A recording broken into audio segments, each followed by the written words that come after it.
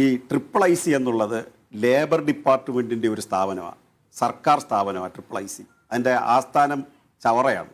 ചവറ പാലത്തിനോട് ചേർന്നാണ് അത് പ്രവർത്തിക്കുന്നത്. തൊഴിൽ പരിശീലനം ഉൾപ്പെടെയുള്ള വലിയ കാര്യങ്ങൾ നടത്തിക്കൊണ്ടിരിക്കുന്ന ഒന്നാണ് IIIC. ആ IIICയുടെ നടത്തിപ്പ് ചുമതല ഊരാളുങ്കൽക്ക്. ഒരു ഉദാഹരണം പറഞ്ഞാൽ, തിരുവനന്തപുരം വിമാനത്താവളം കേന്ദ്ര സർക്കാരിൻ്റെത്, അതിൻ്റെ നടത്തിപ്പ് ചുമതല അദാനിക്ക് എന്നതുപോലെയാണ് ഊരാളുങ്കൽ അതിൻ്റെ നടത്തിപ്പ് ചുമതലയാണ്.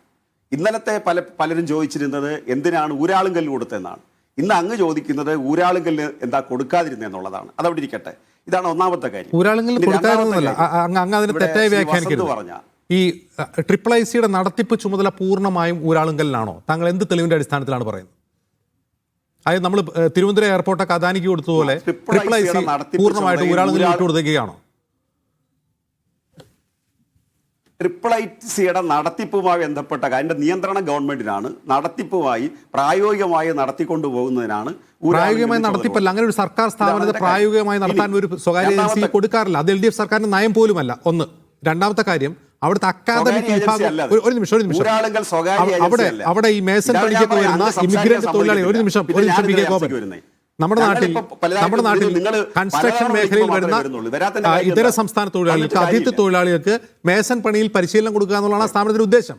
ആ പണിയുമായി, ആ പരിപാടിയുമായി ഊരാളുങ്കൽ സൊസൈറ്റി കൊളാബറേറ്റ് ചെയ്യുന്നുണ്ട്. അത്രയേ ഉള്ളൂ. അല്ലാതെ അതിന്റെ നടത്തിപ്പ് മുഴുവൻ ഊരാളുങ്കലിലാണ് എന്ന് പറഞ്ഞാൽ അതിന് തെളിവില്ല.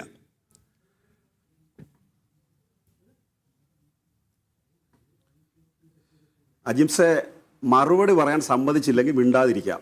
ശരി, അങ്ങ് പറഞ്ഞോളൂ. അല്ല, അങ്ങ് തെറ്റായി അതിനെ വ്യാഖ്യാനിക്കുന്നതാണ്. അവർ സംസാരിച്ച് തീരുന്നവരെ അങ്ങ് കേട്ടോണ്ടിരിക്കേ.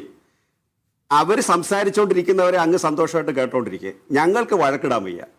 പറയാൻ അനുവദിച്ചാൽ മാത്രം പറയും. അതുകൊണ്ടാണ് പലപ്പോഴും നിങ്ങളുടെ ചർച്ചയ്ക്ക് വരാതിരിക്കുന്നത്. നീതി കിട്ടത്തില്ല. പിന്നെ നമ്മൾ അങ്ങ് ഈ സർക്കാരിന്റെ നയമല്ലാത്ത ഒരു കാര്യം പറയുകയാണ്.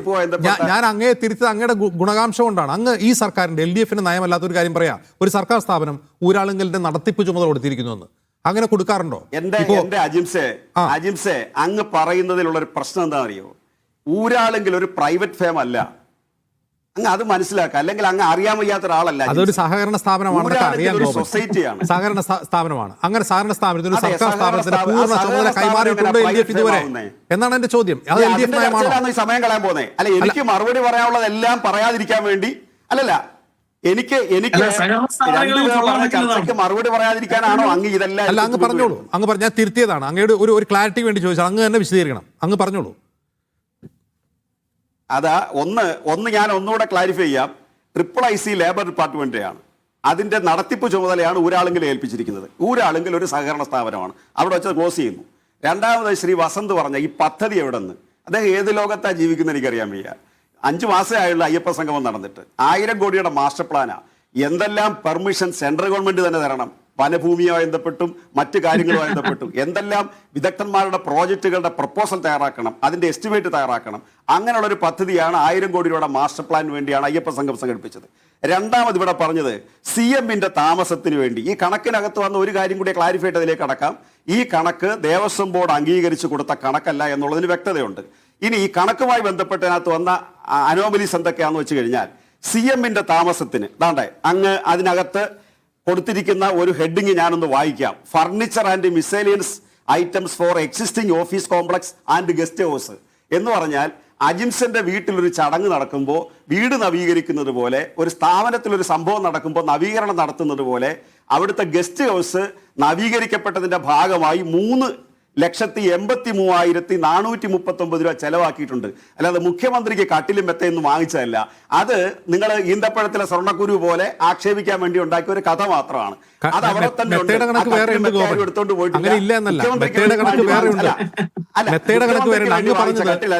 അങ്ങ് പറഞ്ഞത് ഒരു ഗ്ലാസ് ടോപ്പുള്ള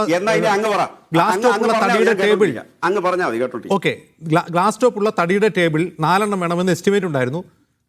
ചെലവാക്കി തോന്നുമ്പോൾ 15 അതിന് കണക്കില്ല. ഈ നവീകരണത്തിന്റെ കാര്യം പറയുന്നത് ഇത് മുഴുവൻ ചെലവും കൂടാണ്. അതായത് ഗസ്റ്റ് ഹൗസ് നവീകരിച്ചതിന്റെ ഒന്നും പറയാൻ സമ്മതിക്കില്ല. പിന്നെ നമ്മളെന്തിനാ സമയം കളയുന്നത്? അല്ല, ഞാൻ അതിൽ ആ റിപ്പോർട്ടിൽ ഒരു കാര്യം ചൂണ്ടിക്കാട്ടാണ് അങ്ങയുടെ നേരെ. അതായത് 4 മേശ വേണമെന്ന് പറഞ്ഞു, 19 വാങ്ങിയതായിട്ട് കണക്കില്ല. 14 കണക്കില്ല. ഇതിന്റെ മലയാളം നിങ്ങൾ സംസാരിക്കണ്ട, ഞങ്ങൾക്ക് രണ്ടുപേരുണ്ട്. അല്ല അജിംസെ, ഞങ്ങൾ രണ്ടുപേരെ വിളിച്ചിരുത്തിയിട്ടുണ്ട്, അവർ സംസാരിച്ചോളും.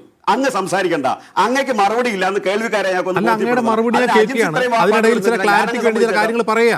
അങ്ങ് ഗസ്റ്റ് ഹൗസ് നവീകരണത്തെ കുറിച്ച് പറഞ്ഞപ്പോൾ ഈ റിപ്പോർട്ട് പറയുന്നത് ഇങ്ങനെയാണ്: 4 മേശ വേണമെന്ന് പറഞ്ഞപ്പോൾ 19 വാങ്ങി, 15 കണക്കില്ല. ഒരു വാചകം അല്ലല്ല, മീഡിയ വണ്ണിൽ വന്നിരുന്ന് ഒരു സെന്റൻസ് പൂർത്തീകരിക്കാനുള്ള ആഗ്രഹം കൊണ്ട് പറയുക. ഒന്ന് പൂർത്തീകരിച്ചോട്ടെ. രണ്ടുപേര് വേറെ ഉണ്ടല്ലോ.